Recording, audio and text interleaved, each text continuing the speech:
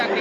আর আমাদের এই মানে নারীদের এই দুর্দশার মুক্তির জন্য এই সরকার পরিবর্তনের দরকার। শিল্প, স্বাস্থ্য, শিক্ষা নিয়ে কি কিছুই নেই, কোনো কিছুই নেই।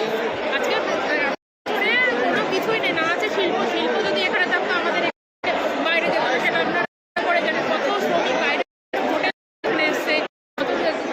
গত যে ফার্স্ট টার্ম যে ভোটটা হলো, সেটা তো দেখতেই পারলেন যে কত পার্সেন্ট ভোট করেছে। তাহলে তারা আমরা কর্মসংস্থানের জন্য আমাদের বাড়ির ছেলেদেরকে বাইরে পাঠাতে হচ্ছে, কিন্তু কেন এটা? আমাদের এখানেই কর্মসংস্থান করতে পারে, আমাদের ঘরের ছেলেরা ঘরের পাশেই থাকতে পারে, তাদের সমস্ত পরিবার ছেড়ে বাইরে যেতে হচ্ছে। যদি শিল্প থাকতো তাহলে কি তারা বাইরে যেত না? আরেকটা বিষয়, মুখ্যমন্ত্রী তো 1,500 টাকা করে লক্ষ্মীর ভান্ডার দিচ্ছে, যুবসাথী দিচ্ছে, বিজেপি বলছে 3,000। কি বলবেন? দেখুন, যেটা ওরা বলছে আর আমরা যেটা বলছি সেটা আমাদেরটা গ্যারেন্টি। মানে আমরা মোদী সরকার, আমাদের বিজেপি সরকার পশ্চিমবঙ্গে আসলে মানে আমরা অন্নপূর্ণা ভান্ডার প্রত্যেকটা মেয়ে পাবে, এটা আমাদের মোদীজিই বলেছে। কিন্তু সেখানে তো মানুষ চাইছে শিল্প, শিক্ষা, সবই হবে, সবই হবে, চাইছে। সবই হবে। পশ্চিমবঙ্গে এলে সমস্ত কিছুই পাবে। কি বলবেন মুখ্যমন্ত্রীর উদ্দেশ্যে একজন নারী হয়ে? আমি একজন নারী হয়ে মুখ্যমন্ত্রীকে এটাই বলতে চাই, মেয়েদের সুরক্ষা যদি আপনি করতেন তাহলে আজকে মানুষ এই এত মানুষ পরিবর্তন চাইতো না। মহিলা মুখ্যমন্ত্রী থাকা সত্ত্বেও মুখ্যমন্ত্রী বলছেন নারী সুরক্ষায় এই রাজ্য প্রথমে, তাহলে কেন? আপনারা সাংবাদিক হয়ে আরো ভালো জানবেন, যদি মহিলা একজন মুখ্যমন্ত্রী আমাদের পশ্চিমবঙ্গ জায়গায় থেকে থাকেন, তবে আপনারা বলেন কলেজ হত্যাকাণ্ড, এই যে জায়গাগুলোতে আমাদের প্রশাসন আমাদের জায়গার ঘেরাটোপের ভেতর থাকে, আমাদের ছেলে মেয়েদেরকে আমরা ভরসা করে ওখানে পড়তে পাঠাই, আমাদের সমাজ তৈরি কারিগর হয়ে ওঠে একটা মহিলা হয়ে আপনি যাচ্ছেন, আপনাকে একটা ধর্ষণের জন্য বলা হচ্ছে প্রেম প্রণয়ের ঘটনা, বিচ্ছিন্ন ঘটনা, ভালোবাসার পর, এবং আপনাকে ধার্য মূল্য করে দেওয়া হচ্ছে 10 লাখ টাকা দিয়ে। আপনারা বলুন মহিলা হিসেবে সুরক্ষিত কোথায়? আপনারা যারা আছেন, আপনারা প্রফেশনে আছেন, কখনোই বলতে পারেন না একটা মেয়েদের সময়সীমা হওয়া উচিত, ডেরেক্ট টাইম হওয়া উচিত।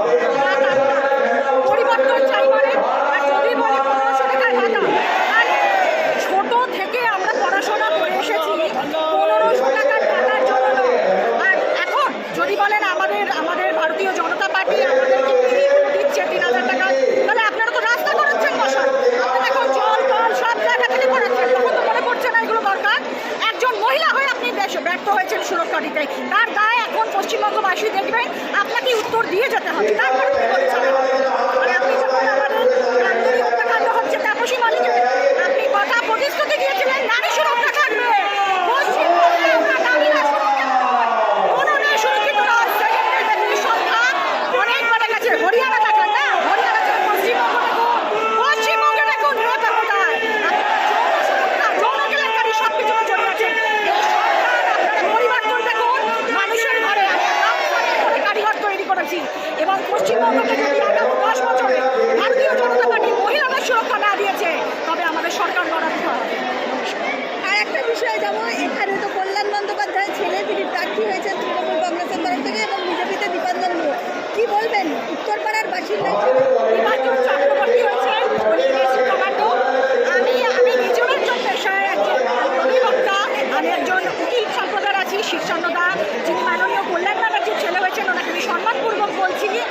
দেখুন, ওনার বাবা সম্পর্কে আমি কিছু বলতে চাই না, উনি আমার সিনিয়র কলিগ হন, উনি জানেন উনি যে ভাষা ব্যবহার করেন, তার ছেলের ক্ষেত্রে আমি কিছু করবো না। রইল তারা সবাই তো দেখুন দুজনকে বহিরাগত, কিন্তু একজন এনআরসি, তার থেকে আমরা সমাজে যে আশা চাই, উনি চাই, আমি জানি যে আশা করতে হবে, কিন্তু যার বাবা যে সাংসদ হয়ে শ্রীরামপুর লোকসভায় আমাদের দিকে একবারের জন্য যাননি, অসভ্য অশালীন কথা বলেছেন, শুধু নিজের জায়গায় পরিবর্তন করে গেছেন, তার ছেলে সে যেখানেই বসুক, সম্মান দিয়ে বলছি শীর্ষান্ন বন্দ্যোপাধ্যায়ের উদ্দেশ্যে, আমি জানি না সে যেখানেই হোক, পরিবর্তন কিন্তু আপনাদের ভালো হবে।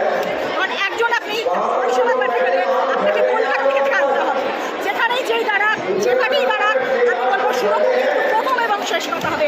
প্রতিটা মহিলা আজকে তাদের কাছ থেকে সুরক্ষিত হবে। আরেকটা বিষয়, যেমন নির্বাচন হয়ে গেছে, যেভাবে প্রায় 94% ওপরে নির্বাচনে ভোট পড়েছে, মুখ্যমন্ত্রী বলছেন এটা নজিরবিহীন, তাহলে কি তিনি শুনুন, ইতিহাস সাক্ষী রয়েছে, যখনই রেকর্ড সংখ্যক ভোট তৈরি হয়েছে তখন ইতিহাস পরিবর্তিত হয়েছে, এবং যেখানে 80 থেকে 83% থেমে যায়, সেখানে আমাদের প্রথমবার 90% ক্রস করেছে, এটা নিজেদের ওপর করুন।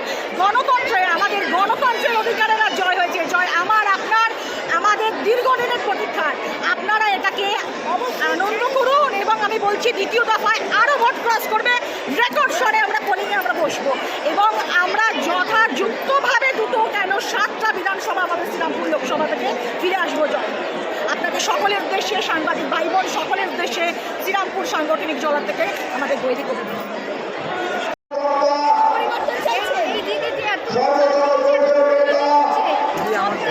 আমার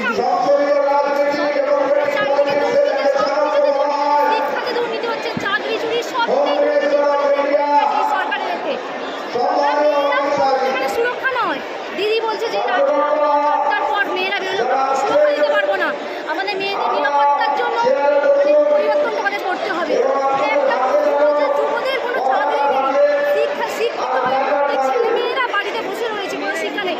দিদি কি করছে? ভাতা দিচ্ছে, ভাতা দিয়ে কি হবে? তাই আমরা এই সরকার বিজেপি সরকারকে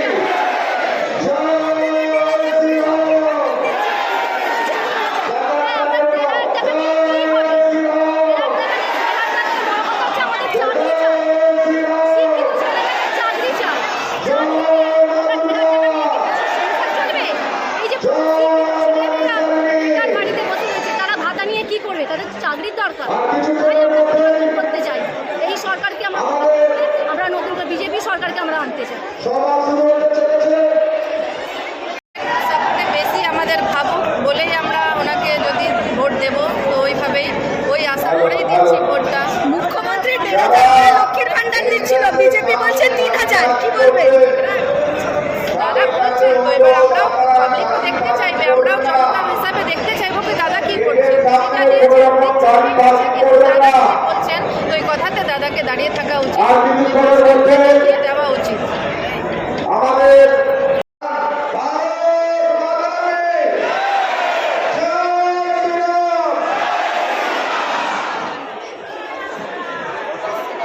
নাকি